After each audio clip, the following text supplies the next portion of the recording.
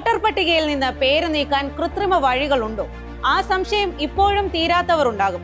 1/4 ലക്ഷത്തിനടുത്ത് വോട്ടർമാരാണ് SIR പൂർത്തിയായപ്പോൾ കേരളത്തിൽ പുറത്തായത്. ഇവരിൽ നല്ലൊരു പങ്കും കണ്ടെത്താൻ കഴിയാത്ത വോട്ടർമാരാണ്. പട്ടികയിൽ ഉണ്ടായിട്ടും ആരാണെന്നോ എന്താണെന്നോ BLOമാർക്ക് മനസ്സിലാകാത്തവർ. BLOമാർക്ക് മാത്രമല്ല അതത് നാട്ടിലെ BLAമാർക്കും തിരിച്ചറിയാൻ കഴിയാത്തവരെയാണ് ഇങ്ങനെ വെട്ടി നീക്കിയിരിക്കുന്നത് എന്നാണ് തെരഞ്ഞെടുപ്പ് കമ്മീഷൻ പറയുന്നത്. നിയമാനുസൃതമല്ലാത്ത വഴിയിലൂടെ വോട്ടർമാരെ വെട്ടി നീക്കാൻ കഴിയുമോ എന്നാണ് ഈ സമയത്ത് ഉയരുന്ന ചോദ്യം. കർണാടകയിലെ അലന്ദ് മണ്ഡലത്തിൽ നടന്ന വോട്ടുകൊള്ളയിൽ തെരഞ്ഞെടുപ്പ് കമ്മീഷൻ തന്നെയായിരുന്നു പരാതിക്കാരൻ. ആ പരാതിയുടെ വിശദാംശങ്ങൾ ഇപ്പോഴാണ് പുറത്തു വരുന്നത്. ഇതാ ആ വോട്ടുകൊള്ളയുടെ സത്യം പറയട്ടെ.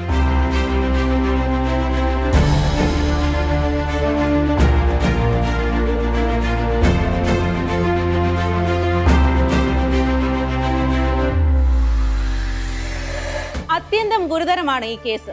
15 സംസ്ഥാനങ്ങളിലെ 60 ഫോൺ നമ്പറുകൾ ഉപയോഗിച്ച് അവരാരും അറിയാതെ നടത്തിയ ലോഗിനാണ് അലന്ദിൽ കണ്ടത്. പശ്ചിമബംഗാൾ സ്വദേശി നടത്തുന്ന വെബ്സൈറ്റ് വഴിയാണ് തട്ടിപ്പ് നടന്നത്. എന്നാൽ ആ വെബ്സൈറ്റിനെ നിയന്ത്രിക്കുന്നത് ഇവിടെ എങ്ങുമല്ല, അമേരിക്കയിലുമാണ്. അലന്ദ് മണ്ഡലത്തിലെ കേസ് തുടങ്ങുന്നത് 2023-ലാണ്. റിട്ടേണിംഗ് ഓഫീസർ തന്നെയാണ് പരാതി നൽകിയത്. ഈ കേസിലാണ് BJPയുടെ മുൻ MLA സുഭാഷ് ഗുട്ടേദാറിനും മകൻ ഹർഷാനന്ദ ഗുട്ടേദാറിനുമെതിരെ കുറ്റപത്രം ഫയൽ ചെയ്തത്. സാധാരണ ഇത്തരം കേസുകളിൽ കോൺഗ്രസ് ആണ് പരാതിക്കാരെങ്കിൽ ഇവിടെ തെരഞ്ഞെടുപ്പ് കമ്മീഷൻ തന്നെയായിരുന്നു പരാതി നൽകിയത്. കോൺഗ്രസ് പ്രവർത്തകരുടെയും അനുഭാവികളുടെയും വോട്ടാണ് വെട്ടിമാറ്റിയത്. 2023 ഫെബ്രുവരി 23-നാണ് സംഭവങ്ങളുടെ തുടക്കം. മണ്ഡലത്തിലെ ഒരു BLOയ്ക്ക് ഫോം 7-ലുള്ള അപേക്ഷ ലഭിച്ചു. ഫോം 7 വോട്ടറെ നീക്കം ചെയ്യാനുള്ള അപേക്ഷയാണ്. ആ അപേക്ഷയിൽ ഉണ്ടായിരുന്നത് BLOയുടെ സഹോദരന്റെ പേരായിരുന്നു. പ്രദേശത്ത് നിന്ന് താമസം മാറി എന്നാണ് അപേക്ഷയിൽ രേഖപ്പെടുത്തിയിരുന്നത്. അതേ പ്രദേശത്ത് ഒരു സ്ത്രീയുടെ പേരിലായിരുന്നു അപേക്ഷ. ആ സ്ത്രീയോട് ചോദിച്ചപ്പോൾ അങ്ങനെ അപേക്ഷ നൽകിയിട്ടില്ല എന്നവർ പറഞ്ഞു. ഇതോടെ BLO അത്തരം അപേക്ഷകൾ പരിശോധിച്ചു. ആ ബൂത്തിൽ മാത്രം ഇത്തരം 40 അപേക്ഷകൾ ഉണ്ടെന്ന് കണ്ടെത്തി. മണ്ഡലത്തിലെ ആർക്ക് വേണമെങ്കിലും വോട്ട് നീക്കം ചെയ്യാനുള്ള ഫോം 7 നൽകാം. ഇത് സാധാരണ ആളുകൾ മരിച്ചു കഴിയുമ്പോഴോ സ്ഥിരമായി താമസം മാറുമ്പോഴോ ആണ് നൽകുന്നത്. ഈ അപേക്ഷകൾ പരിശോധനയ്ക്കായി BLOമാർക്ക് നൽകും. പലപ്പോഴും ഇതിൽ പരിശോധന ഉണ്ടാകാറില്ല. വോട്ട് തള്ളിക്കളയാനുള്ള അപേക്ഷ BLO സ്വീകരിക്കും. അങ്ങനെ ആ അപേക്ഷയിലുള്ള മുഴുവൻ വോട്ടും നീക്കം ചെയ്യും. ഇത് അപൂർവമായി മാത്രം സംഭവിക്കുന്ന കാര്യമല്ല എന്നാണ് അലന്ദിൽ തെളിഞ്ഞത്. അവിടെ വളരെ വിപുലമായ സംവിധാനങ്ങൾ ഒരുക്കിയാണ് വോട്ടുകൾ നീക്കം ചെയ്തത്.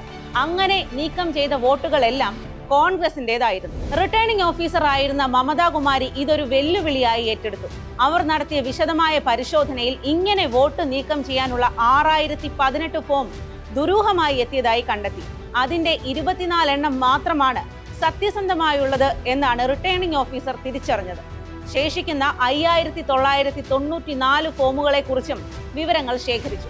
കർണാടകയിലെ CID അന്വേഷണം ആരംഭിച്ചു. വോട്ടർ IDയും ഡിലീറ്റ് ചെയ്യാൻ ഉപയോഗിച്ച ഫോൺ നമ്പറും ഉൾപ്പെടെയുള്ള വിവരങ്ങൾ തെരഞ്ഞെടുപ്പ് കമ്മീഷൻ CIDക്ക് കൈമാറി. എന്നാൽ IP അഡ്രസ് കൈമാറിയില്ല. IP അഡ്രസ് കിട്ടിയില്ലെങ്കിലും CID അന്വേഷണത്തിൽ ഒരു കാര്യം വ്യക്തമായി. വോട്ട് വെട്ടാനായി നൽകിയ 5994 അപേക്ഷയിൽ ബഹുഭൂരിപക്ഷവും കലബുർഗിയിലെ ഒരാളുടെ സ്ഥാപനത്തിൽ നിന്നാണ്. മുഹമ്മദ് അസ്ഫാഖ് എന്നാണ് ആ സ്ഥാപനത്തിന്റെ ഉടമയുടെ പേര്. അസ്ഫാഖിന്റെ ബന്ധുക്കളായ അക്രം പാഷയും അസ്ലാം പാഷയും ആവശ്യപ്പെട്ടിട്ടാണ് ഇത് ചെയ്തത്. അവർ ഇരുവരും ഒരു കോൾ സെന്റർ നടത്തുകയായിരുന്നു.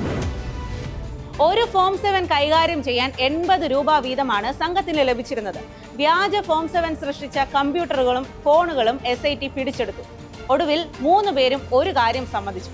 ഈ ജോലി ഏൽപ്പിച്ചത് BJP MLA സുഭാഷ് ഗുട്ടേദാറാണ്. അലന്ദിൽ നിന്ന് 4 വട്ടം MLA ആയ ആളാണ്. സുഭാഷ് ഗുട്ടേദാറുടെ മകനും ജില്ലാ പഞ്ചായത്ത് അംഗവുമായ ഹർഷാനന്ദയാണ് MLAയ്ക്കൊപ്പമെത്തി കരാർ കൈമാറിയത്. ഇരുവരും താമസിക്കുന്ന വീടും ചാർട്ടേഡ് അക്കൗണ്ടിന്റെ വസതിയും ഒക്കെ റെയ്ഡ് ചെയ്തു. അവിടെ നിന്ന് കമ്പ്യൂട്ടറുകൾ പിടിച്ചെടുത്തു. കോൺഗ്രസിന് വോട്ട് ചെയ്യാൻ സാധ്യതയുള്ളവരുടെ പേരുകൾ കണ്ടെത്തി അവ വെട്ടി നീക്കാനാണ് സുഭാഷ് ഗുട്ടേദാർ ആവശ്യപ്പെട്ടിരുന്നത്. അവരുടെ വീട്ടിൽ നിരവധി ബണ്ടിലുകളാക്കി സൂക്ഷിച്ചിരുന്ന വോട്ടർ പട്ടികകളും പരിശോധനയിൽ കണ്ടെടുത്തിരുന്നു. 64 മൊബൈൽ നമ്പറുകൾ ഉപയോഗിച്ചാണ് മുഴുവൻ അപേക്ഷയും സമർപ്പിക്കപ്പെട്ടിരുന്നത്. പോലീസ് നടത്തിയ അന്വേഷണത്തിൽ വളരെ വിചിത്രമായ കാര്യമാണ് കണ്ടെത്തിയത്. വോട്ട് വെട്ടി നീക്കാൻ ഉപയോഗിച്ച 64 ഫോൺ നമ്പറുകളും 15 സംസ്ഥാനങ്ങളിൽ ഉപയോഗത്തിലുള്ളവയാണ്. ഇതിൽ ഒരു ഫോൺ ഉടമ പോലും അപേക്ഷ നൽകുകയോ അതിൽ വന്ന OTP ഉപയോഗിക്കുകയോ ചെയ്തിട്ടില്ല. OTP മറ്റാർക്കെങ്കിലും പറഞ്ഞു കൊടുക്കുകയും ഉണ്ടായിട്ടില്ല. അതീവ ദുരൂഹമായിരുന്നു ഈ വിവരം. പോലീസ് നടത്തിയ അന്വേഷണത്തിൽ അതിനുള്ള ഉത്തരവും ലഭിച്ചു.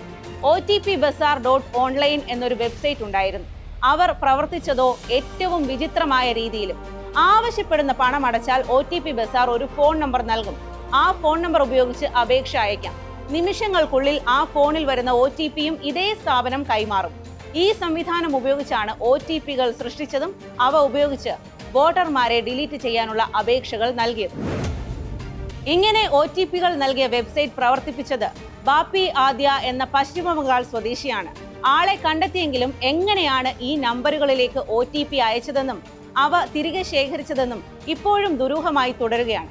കാരണം അമേരിക്ക കേന്ദ്രീകരിച്ചുള്ള SMS ആക്ടിവേറ്റ് എന്ന വെബ്സൈറ്റിന്റെ ഫ്രാഞ്ചൈസി മാത്രമാണ് പശ്ചിമ ബംഗാൾ സ്വദേശി നടത്തിയിരുന്നത്.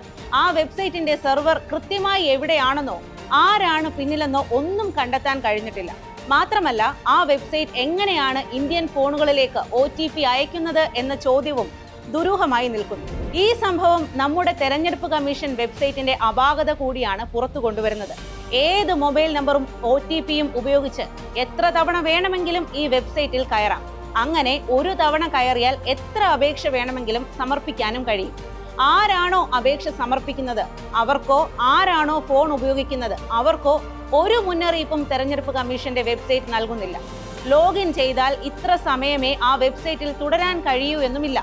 ഈ സൗകര്യമാണ് തട്ടിപ്പുകാർ മുതലെടുത്തത്. ഇന്ത്യൻ തെരഞ്ഞെടുപ്പ് ചരിത്രത്തിലെ ഏറ്റവും നിർണായകമായ കണ്ടെത്തലാണ് അലന്തിൽ ഉണ്ടായത്. ഇതൊരു അലന്ത് മണ്ഡലത്തിൽ മാത്രമാണോ നടന്നത് എന്ന് വ്യക്തമാക്കേണ്ടത് തെരഞ്ഞെടുപ്പ് കമ്മീഷനാണ്. പ്രവർത്തന രീതി കണ്ടാൽ ഏതൊരാൾക്കും ഒരു കാര്യം മനസ്സിലാകും. ഇത്തരത്തിലുള്ള ജോലി ഇതേ സംവിധാനം ഉപയോഗിച്ച് പലതവണ നടന്നിട്ടുണ്ട്. സംവിധാനം സുതാര്യമാണെന്ന് തെളിയിക്കാനെങ്കിലും തെരഞ്ഞെടുപ്പ് കമ്മീഷൻ ഇടപെടേണ്ടതാണ്. ഒരു മണ്ഡലത്തിലെ വിരുദ്ധരുടെ വോട്ടുകളെല്ലാം വെട്ടിയിട്ട് ഒരാൾ ജയിക്കുക, അതും രാജ്യം ഭരിക്കുന്ന പാർട്ടിയായ BJPയുടെ പ്രതിനിധി. സർക്കാരിനെ സംശയിക്കാൻ ഇതിനപ്പുറം കാര്യങ്ങൾ വേണോ? നമസ്കാരം.